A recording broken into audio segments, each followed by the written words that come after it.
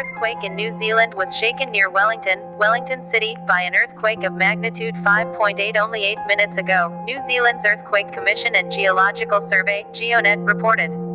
The quake hit at a moderately shallow depth of 50.7 kilometers beneath the epicenter near Wellington City, New Zealand, in the evening on Thursday, September 22, 2022, at 9:07 p.m. local time. The exact magnitude, epicenter, and depth of the quake might be revised within the next few hours or minutes as seismologists review data and refine their calculations, or as other agencies issue their report. Our monitoring service identified a second report from the European Mediterranean Seismological Center, EMSC, which listed the quake at magnitude 5.6. Based on the preliminary seismic data, the quake was probably felt by many people in the area of the epicenter.